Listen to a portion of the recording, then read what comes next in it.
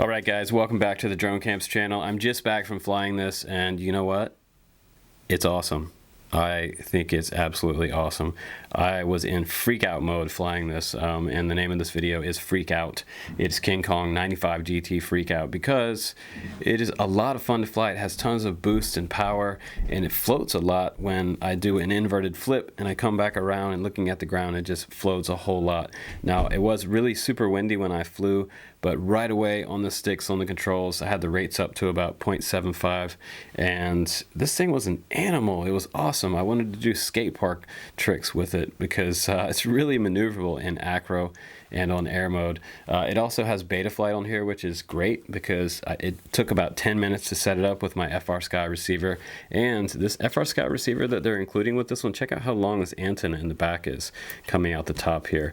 Put a little zip tie here, and I put a little tiny hole in the canopy so that I can have my zip tie coming out. And the video range on this, I went underneath sort of a steel overhang by the school over here, and with no one around, but the video seemed to be a little bit fuzzy underneath that metal overhang, but that's kind of to be expected, a little bit of interference in between me and the quad. But out in the open field, the video looked spectacular. We have an 800 TVL camera on here, so it's really nice. And this one, versus the other KingKong 90GT, this one has 10 amp ESCs on here. I believe the previous version of this one had like 6 amp or something, but that was in the early days, which is the early days of brushless micro, was probably 6 months ago. So things are moving fast in the brushless micro territory.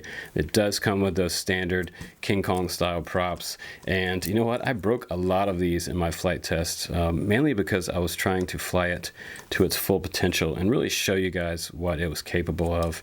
I did go through 3 or 4 props, hitting trees and various things around the field, and I did actually do a little bit of slider on the skate park over underneath that overhang. Here's another broken prop, but it seems like I kept breaking the right prop, so I had to go home early, which was kind of a bummer. And I have all these props over here in this prop box. I should have brought it with me, but if you're going to get props for this, get the GEMFAMs. They're on GearBest's website. The GEMFAMs are awesome. Thumbs up for those. You will like the GEMFAMs a lot, and I think they're probably a little tougher than these. These need to be probably a better grade plastic. Would be just an honest, fair review on this quad. Now, the 350 milliamp battery will get you about 3 minutes flight time if you fly like I do.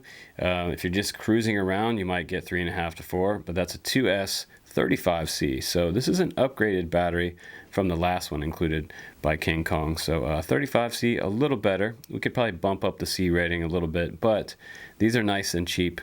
And if they do have these available, I'll try to put the link down below for those. But setup in beta flight was easy with my FRSKY. Like I said, it took me about 10 minutes to start it up. Now the weight on this, the total weight on this is 50 grams, 50.2 grams, not including the battery. So that's pretty light, way under 100 grams. And the motors on here are 1103s. Those are 7800 kVs.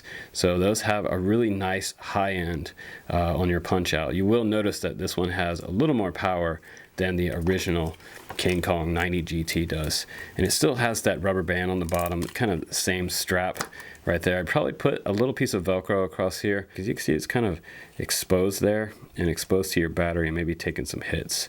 And maybe that's just to get some airflow underneath here, but I don't really think it needs it that much. But if you're going to remove the canopy, it has 2 bolts on the top. You can pop those, and you don't have to take these 2 off right here because those actually hold the camera on. Okay, and it has a little tab up here. You'll have to sort of punch that in. Move that out of the way. Now, if you want to, if you don't want to look at all this, you can skip to the flight section. The flight section is at the very end of the video. It was a lot of fun. So I mounted my receiver next to where the VTX is. The VTX is right here. Your camera cable is running up here, and that's connected to your VTX. And underneath there is where your micro DOS is, micro DOF, excuse me, flight controller. And underneath there is where the ESCs are. And by the way, that's a 4-in-1 ESC, so if you break one, you have to replace the whole thing. And then I just ran my FRSKY receiver cable up out of here, just like that. I'm gonna go ahead and snap that back on. And we have that sort of same JST on the back, because really, honestly, with this power system, you don't need to run it with an XT30. You probably could with 10 amp ESC. It would probably be just fine if you're just going to run it 2S if you want a little more extra high end, but you might not notice a big difference.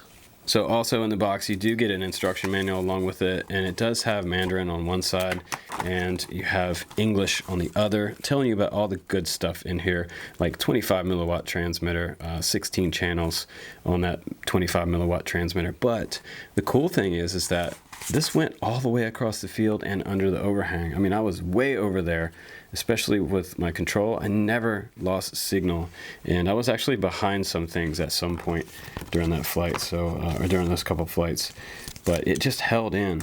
You also get prop guards with it, and I kind of slightly wish I had these on there when I was flying earlier, because I was wanting to really fly through this little tube that was laying on the ground for the skateboarders to slide.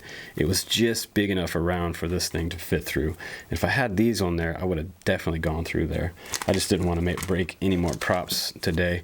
And you also get what looks to be like a Pwm receiver bundle here. If you decide to use a different receiver, that would be PWM. You can also run it on PPM and S-Bus. This is what I have on is S-Bus, and you get this awesome box. I love these boxes because this is the 90GT box back here, and it makes a great props box.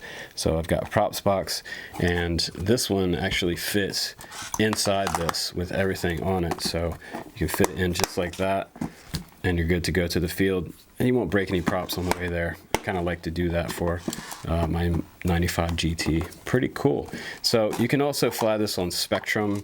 You can fly it on FLYSKY. They even have a PNP version on the site, which is with no receiver, and that's $99. So same price as the Baby Hawk. No OSD on this one again, and no beeper, by the way.